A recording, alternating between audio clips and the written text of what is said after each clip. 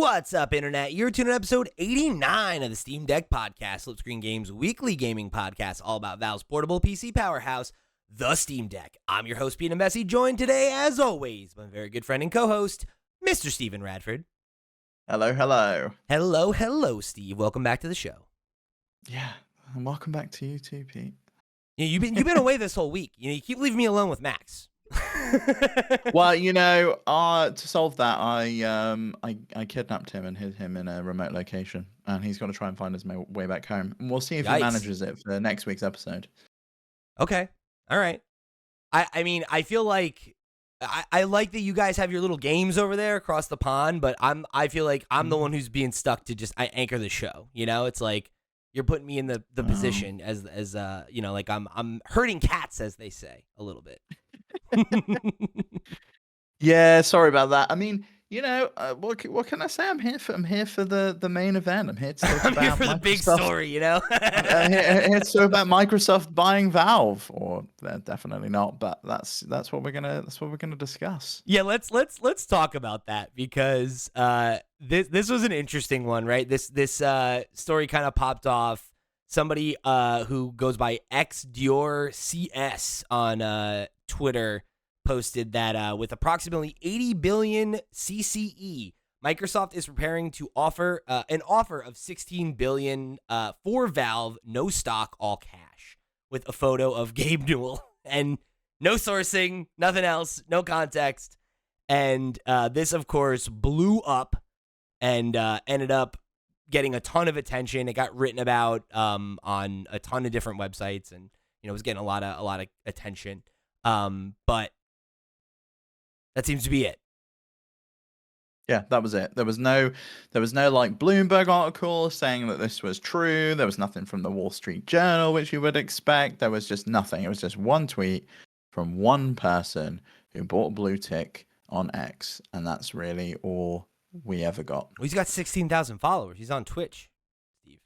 Yeah, maybe. So why would he maybe he's the one guy that gets the scoop and not Jason Schreier, but I'm not buying it myself. And granted, we know that Microsoft was speaking about Valve and even Nintendo as a potential acquisition back during that FTC trial, with obviously the Activision Blizzard King deal that went through. But there's no way that's also one of those things where like that spreadsheet had like everyone, right? Like it had like Nintendo, yeah. Right? It was like, yeah, what if we bought every company? Like it's like, okay, there was a very holistic breakdown of companies that they could consider acquiring, right? I think the thing that I saw a lot of people talking about that is interesting is that because Valve isn't a publicly traded company, the rules for acquisition on that are a little bit different. So, there was like kind of that conversation about like, there's no way that they would do this right after the Activision Blizzard thing. Like, they're not going to try to go out and buy, the only real, I guess not the only one, but the biggest competitor. But they are really the only one. Right? They're the only one that anyone wants to use. Now, granted, yes, the rules are slightly different because wouldn't go through the SEC as far as I'm aware, but the FTC and the DOJ do still have the power to block it. So under the Hart-Scott-Rodino Act, the FTC and the Department of Justice review most of the transactions that affect commerce in the United States over a certain size. And companies are required to report any deal that's valued at more than $101 million to the agencies. They have to report it themselves for it to be reviewed. And don't forget that just because it's a private company doesn't mean Valve is completely out of the picture. Valve was fined 7.8 million euros by the European Union for antitrust practices in 2021 for geo-blocking, for saying you can't buy from a different market, and that's illegal within the European Union because you have to be able to buy from any European Union country. So there's no reason why this couldn't be blocked by the EU or the UK or the US. So I don't see this happening, especially not after the ABK deal. And for Microsoft, the owner of Windows, to own the biggest store of video games on that platform, I think is just not good optically. Particularly when they own a competitor that's less successful, right? Yes, it's not a good look. It's like it's like you're just buying them out of the market.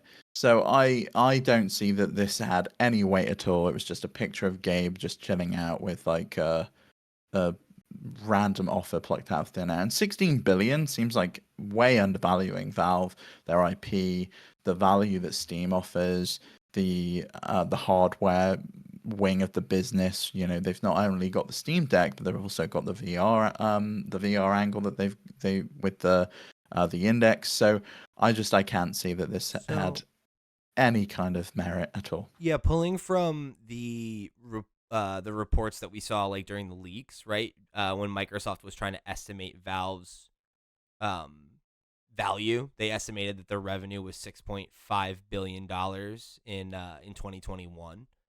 So yeah, I kind of I don't know. I kind of agree. It does seem low when you think about how much they make per year and the fact that it is kind of the de facto place to play. hmm Um, And not to mention the fact that yes, that's their valuation on PC, but then you own the IP. You can bring that to Game Pass. You can bring it to the Xbox. It yeah, I offers gotta be value honest. to Microsoft. I don't know how valuable their whole IP portfolio is at this point. I think that they're one of those things where like they're very iconic and like I'm hmm not trying to say that they don't matter in terms of like that they're not good or that they don't matter to gamers, but I think that like you're kind of a gamer of a certain age if you're like the person that really cares about Half-Life. Like I think for young Well, I people, mean, but Counter Strike is still yeah, extremely I was gonna popular. say I think it's the modern multiplayer games are a bigger deal for sure. Obviously Dota 2's been chugging along for forever. As you say, CS 2 just came out and is obviously a big deal. There's this new hero shooter that we talked about last week that they potentially have in development. Deadlock, yeah. Right, or not even potentially have in development, that it's potentially like around the corner. So I don't know. Like I don't know. I guess it depends because in the hands of like a larger corporate entity that is maybe not going to be as precious about that IP and is like going to be more willing to engage in stuff like re-releases or sequelization or whatever. Like maybe there is a lot of value to be like if you made a Team Fortress 3 or something like that. Like maybe that is something that could make a ton of money. But I think I don't know. I think if you're really talking about the value that they have as a company, I think it's Steam by like a country mile, and the IP that you get along with it is kind of like a nice feather in the cap more than anything. That's my opinion anyway. Definitely let us know in the comments if you disagree. Maybe I I'm think so undervaluing too. them. It also gets you. I mean, it does get you a decent chunk of IP that you could potentially develop more TV shows with, though. And they've shown that they have that Yeah, interest that's a good with point. Fallout. Like I think a Half-Life TV show could do pretty Or well. Portal, Yeah. that could really be a So, huge deal for sure. Especially because I think Portal probably um and not to say Half-Life isn't true, but I feel like Portal's iconography is like so famous in the way that Fallout's is that like I think there are probably millions and millions of people that have never played a Fallout game that are like familiar with the Vault Boy, right? Or like the mm, Brotherhood of Steel Armor or whatever, just because the iconography is so iconic. And I think that's the same thing with like the Companion Cube and Still Alive and like some of that stuff is so you know kind of in the public consciousness if you're of a certain age. And I could see a well executed show like that being a big deal, and then having those games sell like crazy again and everything, just like we saw with Fallout. So that's a good point. So yeah, maybe I am undervaluing how much IP they do own that is really beloved.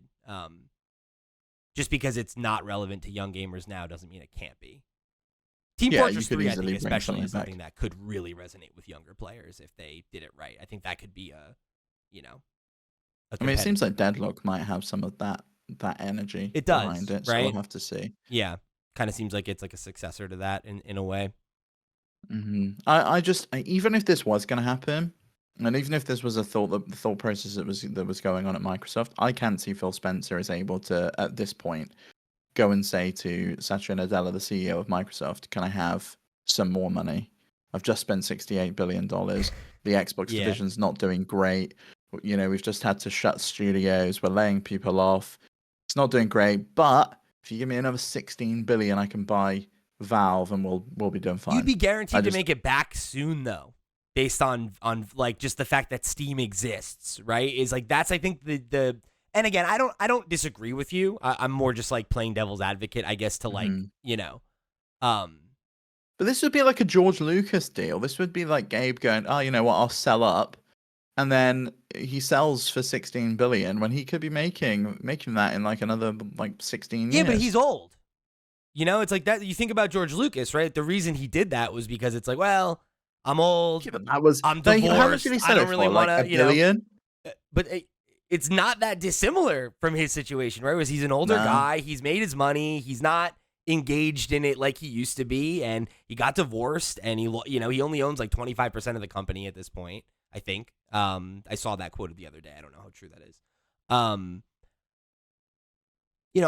think I could see that of being like, I'm in my 70s. I'm ready to be done. Like, let me sell for a couple $1 billion and walk away with more money than I'll ever be able to spend. Set the rest of my life up, and I'm done. It's like people do that all the time.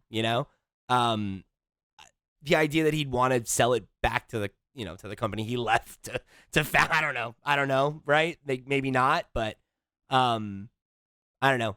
$18 billion is a lot of money to wave in front of somebody's face. And if he owns a quarter of the company, he walks away several $1 billion in his pocket, period. Right? And it's like, yeah, but then it's like, who else owns the other bits of the company? His If he's only got ex-wife. 25%, so who's got say on the board? Are those other shareholders on the board?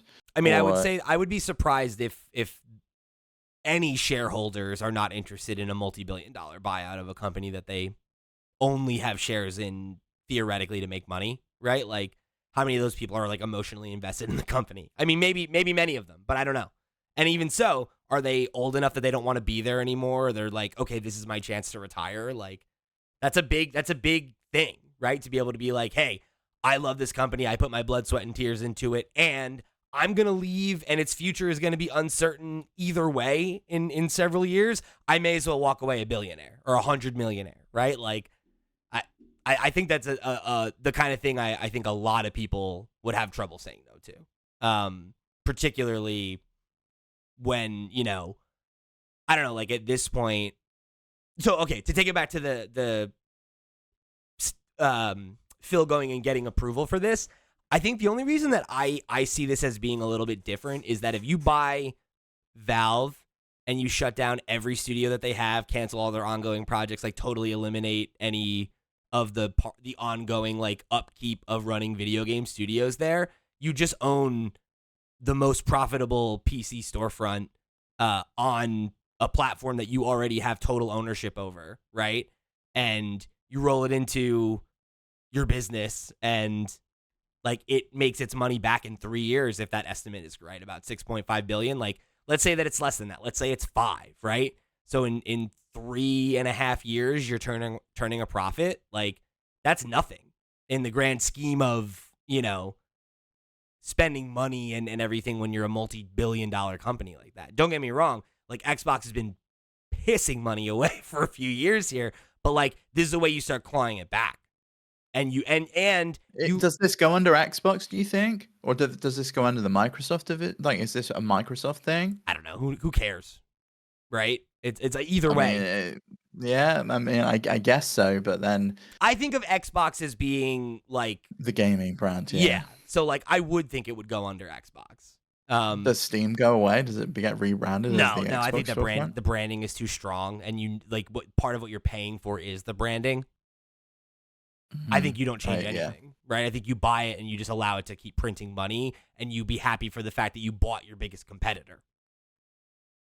Yeah, and maybe they fuck it up, right? That's totally possible, but I would imagine it's like, I don't know, right? Like, it's like, why would you, right? I think if anything, you just add Xbox branding to Steam in some way, Mm-hmm.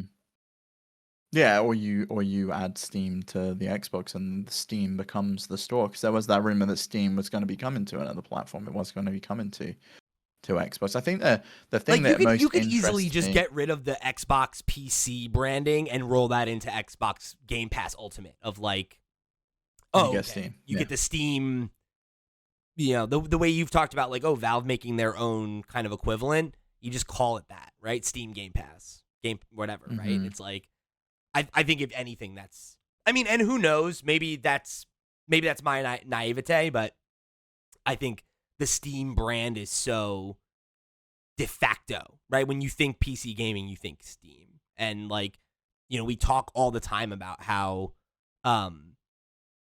like look at the Kingdom Hearts news from this week, right? That like Kingdom Hearts is coming to Steam finally. People are actually going to play it now. Yeah, and it's like that.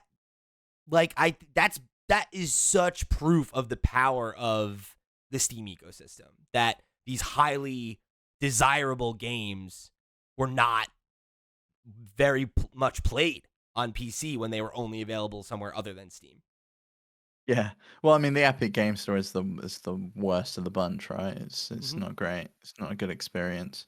I'd No, sooner but buy from GOG than buy from Epic Games. sure, but that's, I think, kind of the point, right? Is that, like, I don't know, like, there is platform loyalty to Steam in a way that, Yeah. like, Well, I mean, it's the thing that Phil Spencer was talking about, the fact that they lost the digital console Yeah. wars in the last generation because people bought in and they got their library there.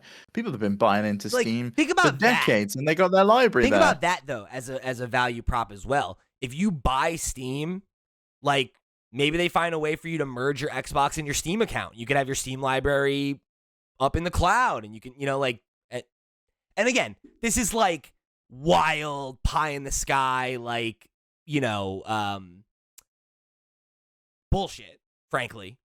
But point being, if that's a thing that they've identified as a problem, hell of a way to take a step back, right? And be like, hey, all right, well, then we own PC gaming, right? Like, we're planting our flag here. And that's the future of Xbox is, yeah, there's the console and there's Game Pass and there's this and there's that. And we're cementing Microsoft's stranglehold on PC. We own the operating system. We own the only place that's worth playing games. Well, I want to talk about that, because what does that mean then for the Steam Deck? It obviously doesn't run Windows. It runs SteamOS. It's Linux based. Does Microsoft want to keep it that way if they buy Valve? Say this is true. Which is not. But say it did go through. Does Windows come to Steam Deck eventually? Do they finalize that Could be. handheld I don't know. gaming mode? I think that would probably be the more likely scenario, right? Is that you have Valve's software engineers develop a SKU of Windows that runs on the deck, and you make that the default, right, or whatever. I think that would be really sad, though. All that work that went into SteamOS, into Proton, all that engineering just goes away because the company that owns Windows wants to install Windows on yet another machine. I mean, that would probably be smart for them to do, though, right? Because then you're also eliminating the possibility of SteamOS becoming a Windows competitor and being a viable alternative, which, you and I have talked about a lot, of like when they get to the point where you can run it on anything, right? You can just boot up that launcher on any PC, any tablet, whatever, right? And you can just find there's a version of SteamOS that you can run. I mean, that's a really serious threat for Windows, right? And even if it's not a popular alternative. But if you look at like the pitch that Windows is giving these days, it very much is moving away from like gaming. I've not seen them speaking about PC gaming for a long time. This week they announced their next generation PCs. And it was all about AI and Copilot and this, that, and the other, and all these features. Because I think it's one of those things that it's like, well, how do you market that, right? Because it's like, if you're somebody who buys PCs for gaming, then it's like you don't need to be marketed to. Like, and I think the idea that you're going to try you let the people that are making the chips do the marketing for you. AMD and Nvidia are already going to be doing the marketing beats for you, right. I guess. And it's like, what else? But What do you mean? Like, wouldn't they want to own that? I really don't understand why the Xbox brand is not stronger when it comes to PC. Like, there's like the Xbox bar, but there should be like a dedicated Xbox mode. Yeah. Like I should be able to shift into that, and like I can control and navigate the PC with a controller. It could automatically boot up Steam. Like there's all these things that they could do if they owned Steam. There are all these things they could do to improve the experience on Windows. But there's no reason they couldn't do that anyway with a partnership with Valve and be like, hey, Valve, we're going to chuck you some cash. I mean, I think what it comes down to is that there's no incentive for them to do those things, right? Because it's like, could they do those things? Like, yeah. but what is, and like, I'm gonna jump up on my anti-capitalism soapbox, kids, so apologies in advance. But like, what is the market incentive for them to do that? Because when you think about it, there is no alternative, right? If you want to play video games on a PC, you're using Windows, right? Because there isn't a really viable alternative that doesn't involve a high level of know-how and compromise on some level, right? As much as Linux is an option, and we have lots of people in our community that use Linux, like, I think we can all agree that Linux is not, friendly to the average. It's not the number one choice, but I do think it's going to get to a point where a lot of people are playing on Linux because of devices like the Steam Deck, and I do hope to get to a point where that's the thing. Yeah, Steam OS. So this is what I'm driving to, right? Is that like Steam OS? The promise of that is making Linux a viable alternative to the average Joe, right? And most people, right? Like, I know a lot of PC gamers. I don't know anybody aside from, like, folks in our audience that are Linux enthusiasts that play on Linux, right? Just because. And because of that, what is the incentive for Windows or for Microsoft to invest hundreds of millions of dollars into developing a better gaming experience on PC? Because they know that if you want to play PC games, you're stuck with them. So they don't need to cater the OS to you. And it makes more sense for them to try to market to the average person who is moving away from using a personal computer, which is severely hurting their bottom line, right? Like, when you think about, like, when you and I were in high school, for example, right? Like, early days of smartphones, right? And pre-tablet. Most people owned a MacBook or a laptop of some kind, and that was how you did mobile computing. That was how you did online shopping. That was how you browse social media, like all that stuff. Now, all of that stuff is pretty much done on phones or tablets, and like increasingly PCs and laptops and all that stuff are becoming niche devices for creative professionals and gamers. And I think that, like, the AI and all that kind of functionality is a ploy to try and drag more people back into that market of, like, cheap entry-level PCs rather than, the Surface Pros of the world and all those kinds of, like, non-computer devices that have kind of been eating that market's lunch. And, like, I think that's a big part of, where they're driving Windows these days. And I think that until they feel some kind of market pressure where they see gamers choosing an alternative that has become presented, they're not going to ever innovate the experience to tailor it more to gamers in a real significant way, because it takes resources that they would rather spend elsewhere, because they don't need to try to win you over when you've got no other option.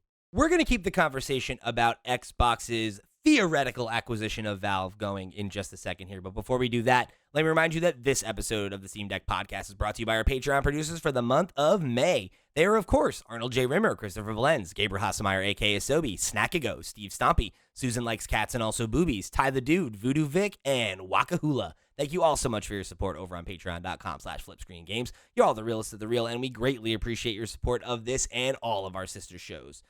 Those being Nintendo Noise and the Flip Screen Games podcast. I had somebody in a comment say, hey, I wanted to check out those sister shows, and you didn't say what they were called. So there you go, dear listener. If you want to check out the Flip Screen Games podcast, where we talk about everything going on in console gaming and the gaming industry at large, and Nintendo Noise, obviously talking about Nintendo, you can go check both of those out and everything else that we're doing by heading over to flipscreen.games. That's our website where you will find links to all the places we are. Go over there, click on some stuff, however you choose to get involved and show your support. We thank you for tuning in to another episode of the Steam Deck Podcast. Let's get back to the show. Well, I also think that the majority of their customers are enterprise, right? That's who's using PCs. If you're using a PC, you're probably in an office, you're probably doing work.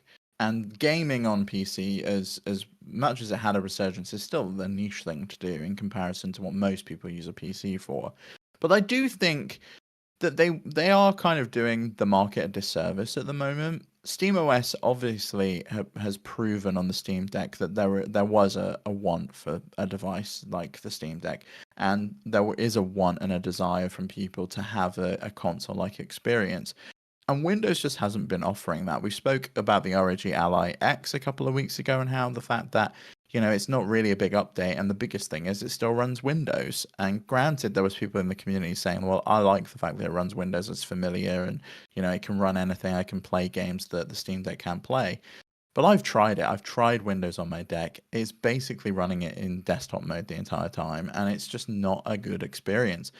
I think buying Valve could be a way that they could use that knowledge and have like a knowledge transfer there to be like, okay, well, what do we need to do? Like, show us the research that you put in. How do we get this gaming mode working? How do we have these like two specific modes?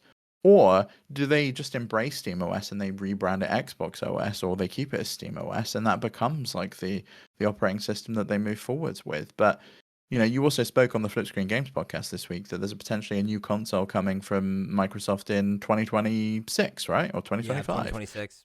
And what does that look like? Is it going to be a hybrid console? Is it going to be something that's like the Steam Deck that can also dock to a screen? Because rumor is it's running on ARM, and that would be very different from the Steam Deck. So it's Xbox really interests me because they are very different from what PlayStation's doing. PlayStation's been doing the same thing over and over again, time and time again. And Valve's very different as well. They really interest me because I never saw the Steam Deck coming out of nowhere. It was just like, oh, here's suddenly a video from IGN when they're announcing this new handheld console thing that most people I think were just like, oh, it's gonna fail. It's gonna be another Steam machine, and it's proven Myself to be a included. massive success. Yeah. Yeah, it's interesting though because I think the problem with that, or not even I guess the problem, but like the difference there is like I think a lot of Valve's ability to be the company that they are comes from being smaller, right? And like not smaller in the fact that like obviously like they make billions of dollars a year, so they're not that small. But they're But they don't have 80 billion of cash in the bank like Microsoft. right, and they can put out something like the Steam Deck and have it sell, a million copies in its first year, and that's a success. Whereas if Microsoft did that with an Xbox handheld, it would be looked at as a failure, right? So that's the other part of it is that like the metrics for success for Valve are different because they get to decide them instead of a board.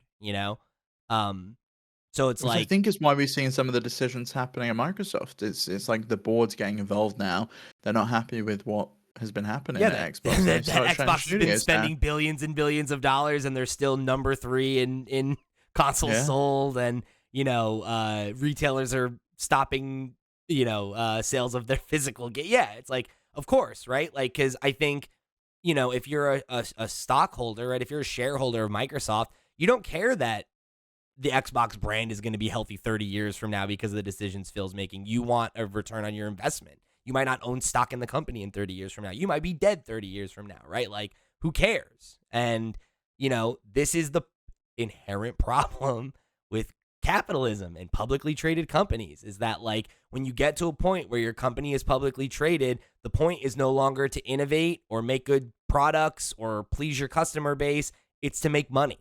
And the reason that we like Valve and that we applaud their weird out-of-the-box thinking and all that stuff is because they're not beholden to that kind of, decision-making because they don't have to be. They have the luxury of being successful enough and having enough income, right, to just do whatever they think is right and whatever they think is cool and gonna serve their customers. And that's why we get cool experimental stuff like the Steam Deck from them and why you wouldn't see Microsoft take a risk like that, Or if you do and it doesn't pay off, why they would abandon it right away rather than continue to innovate and grow it, which is, I think that's the fear, right, that everybody had when this was announced is like what Valve is, I don't think can continue under Microsoft. I don't think that that's possible. No, I would agree with that. I think it's more of it would be, if this ever happened, it would be more of a play to to buy out a competitor in the market, which is anti-competitive, and I think immediately the FTC or the DOJ or the EU or the CMA or any other acronym would look at it and go, that's exactly what you're doing. You're buying your way. Yeah.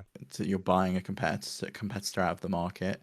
You can afford to do that. No one else can afford to do that, and we're not going to let it happen. Yeah, I mean, in theory, right? I mean, we don't need to retread the Activision Blizzard talking points, right? That we talked about. I do think that's very different though, because like Valve kind of has a de facto monopoly on the PC gaming market at this point. Like, yes, there are smaller stores, but it's the place you go if you're a gamer to play games. No, you're right. That's the thing though, is like I'm not disagreeing with you as a person. I'm disagreeing in these, like I have doubt in any of these organizations' ability to actually achieve anything. Do anything. Yeah, because the reality is that we live in a capitalistic system, and the point of capitalism is to make money. And like there have been so many, like I come back to this example all the time, right? But like they didn't stop Disney from buying Fox, right? Like it's yeah, but again, that's a different administration. You got to look at like what the Biden administration has done. Yeah, and what have they done? What the FTC has done. I mean, they're like banning those like non-compete agreements, which is a pretty big that is a big step deal. forward. Right, but what if I'm not saying okay? Take a step back. That is a good thing. There have been a few other small, especially recently, right? A few other small victories like that if we were a politics podcast, I'd be happy to talk about for a few minutes longer, but we're not. So I'm going to shift us back here on topic. I think the difference there is that there's not a major example of any of these bodies actually stopping a merger like this. It's always a lot of political theater and a lot of hand-wringing and a lot of this could happen and that could happen. Look, there's a couple I can think of in recent times. The Figma Adobe deal didn't go through. I'll give you that. You're right. That was a big one. That was the EU, right? And yeah, that was the EU, and Giphy and Meta got blocked as well. But the Figma Adobe one was a huge one because people were really worried because Adobe does have basically a monopoly without Figma on the market. Yeah, you're right. That is a great example, and maybe that's a precedent worth considering in these conversations. But yeah, I don't know, man. I guess I don't have a lot of faith in No, that's valid. That is valid because I was losing the will to live until yesterday with this country. So I totally get it. It's just one of those things where it's like I've been that person who comes in and is like maybe this is maybe, and then it's like it rarely is though, right? Like it's usually the worst case is what ends up happening, and it's just like it's Occam's razor, isn't it? It's like it's always. I don't see how I am supposed. And again, you're right. It's a different administration. It's a long time ago. But in the grand scheme of things, I guess, it was a long time ago. The fact that all of these bodies allowed one of the 5 companies that can make movies buy one of the other 5 companies that can make movies and bolster their streaming library and it's like, come on. I mean that, and the same story is happening again with Sony, but that's just I don't see that happening either with Sony and Paramount. I think someone else buys that. But we'll see. Yeah, we'll see. I mean, that's the whole rub of it, right? Is like we'll just have to wait and see. But yeah, I'm inclined to agree with you that like I think this is probably pretty unlikely, just given the context of it, right? Not that it doesn't make sense for Microsoft, not that it's something that I don't think that they would want to do, but I think it's something that they would. I think Microsoft would buy everyone if they could. They buy everyone out of the market. They'd be the only place to go and play games and be the destination that you want. But that's just not how free markets work. And we have regulation for a reason because monopolies are bad for consumers. And so I just don't see that this would ever happen. And I also don't think they want to spend another $16 billion when they're gaming. That's the only place I disagree with you. I think. And again, maybe I'm overestimating the knowledge and business acumen of Xbox and Microsoft, I should say, board of directors. Which, fair enough, because I don't need to sling any more shit today. That's fine. Yeah. I think it would be really hard for anyone to not be able to see that return on investment as being valuable. You're eliminating your number one competitor in a space that you already dominate, right? And on paper, you make that money back within 4 years of the investment. Like, unless you're anticipating another super lengthy legal battle that's going to cost a shitload of money. But even so, it's like, to buy Valve, I feel like you spend the money, right? If they're willing to sell, I think you buy. But maybe that's just me. Or well, I mean, there's another way they could potentially do it, right? Because I don't think this gets past the FTC, but they could do exactly what they've done with OpenAI, where they basically own OpenAI, but Yeah. everyone forgets that by owning 49% of it when they're the largest shareholder of OpenAI. It's a classic. This is a classic Microsoft move. This is also what they did with Apple in the 90s, right? Was they were because they had to prop them up, they were otherwise being they'd be a invested. monopoly in the PC. Yeah, they were being threatened to be broken up because the company was looked at as having a monopoly, and then they were like, okay, well, great, we'll buy 49% of Apple and prop it up so that so we have a competitor. It's like, what, are you fucking kidding me? Like, Yeah. healthy they could buy- system we got here. This is why I don't believe in any of this shit. It's all bullshit. Like that was your solution? And it's like, granted, I don't know what the alternative was, because it's like Apple was failing. If you break up Microsoft, then it's like you just have no companies that make computers, I guess. I don't know. Oh, it's like the conversation that we had a couple weeks ago about like the way people like accuse Google of having a monopoly on search. It's like they make the only good product. I don't know what you want to do. I mean, it's awful. It's getting worse and worse every day. So we'll see if that changes. Oh god, those AI things are terrible. Yeah, it's really good. Really it's really good time.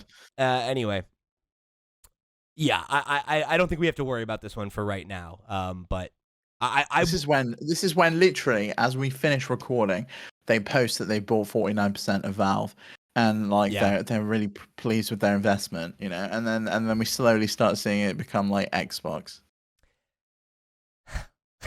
That's the fear, right? Because when I saw this, I immediately felt a sense of dread, like not even like thinking through to like, before I look at the source, before I just saw the like Max shared it, and I was like, I literally audibly groaned. I was just like, oh my god, no, I can't take any more of this. It's just like, Is there any company you'd be happy to see buy Valve? Say Gabe was like, I've had enough. No. I need to kind of pass the torch on. No, I don't think that there's a future where Valve is acquired and doesn't lose what makes them unique as an organization. All the things that we talk about, right? Their interesting corporate structure, the fact that, you know, that like people can just kind of go off and work on things, and, you know, and if it doesn't work, it's okay. You know, like that freedom comes from not having a board, right? Like everything we talk about. I mean, they do have a board, but yeah, I see what you mean. There's no like public board. Yeah, not a You're not answering to shareholders. Yeah, not like an investor's board, right? Where you have to talk about like why you invested X amount of money into Steam Deck, but it only brought this much back, or why you did this, and you know, it's just different, right? I'm not saying that they don't have, you know, people who are steering the ship and making decisions about how the money gets spent, but it's like, you know,